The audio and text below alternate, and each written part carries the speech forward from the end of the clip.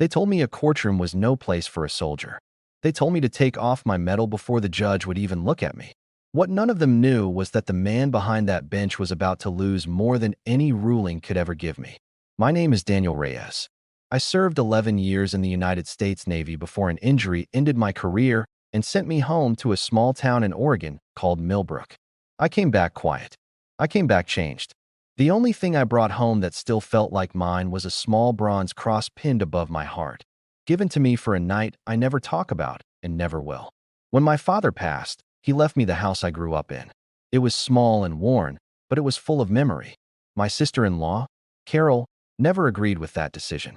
She believed the house should have gone to her side of the family, since she had cared for my father during his final years while I was still deployed overseas. Her anger grew into something sharper than grief.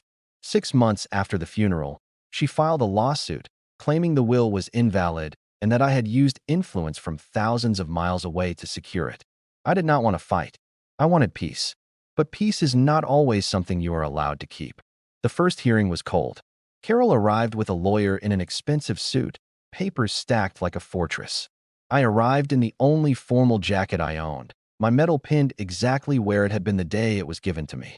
The judge, a tall man named Arthur Whitfield, watched me from the moment I walked in.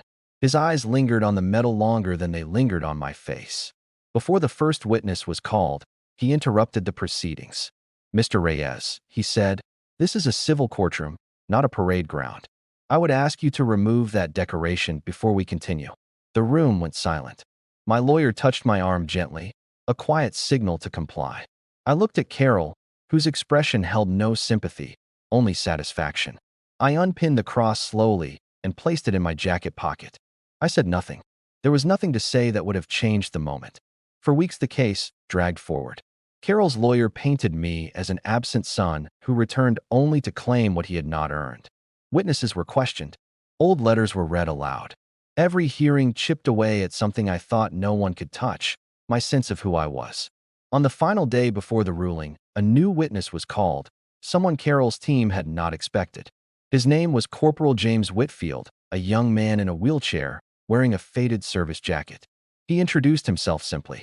He said he served alongside soldiers whose names most people never learn, and that 7 years earlier, during a mission that could not be discussed in detail, a sailor pulled him from a collapsing structure and carried him more than a mile through hostile territory before medical support arrived. He said he owed his life to that sailor. He said the sailor's name was Daniel Reyes. The courtroom froze. Judge Whitfield's hands stopped moving over his papers. His son had never told him where he served or who had carried him home.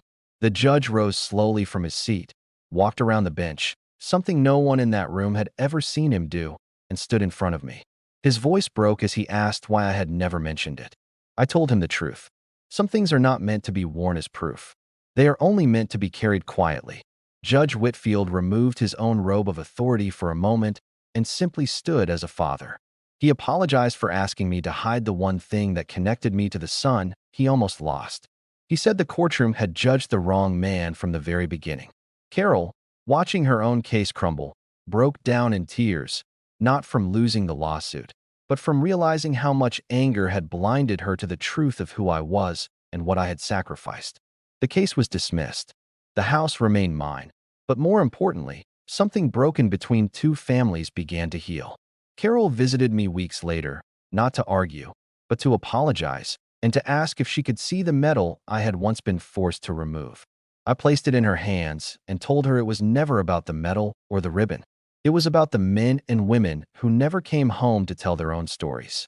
Judge Whitfield later wrote a letter to the county courthouse, asking that veterans never again be asked to hide the symbols of their service within his courtroom. Some legacies are not written in verdicts.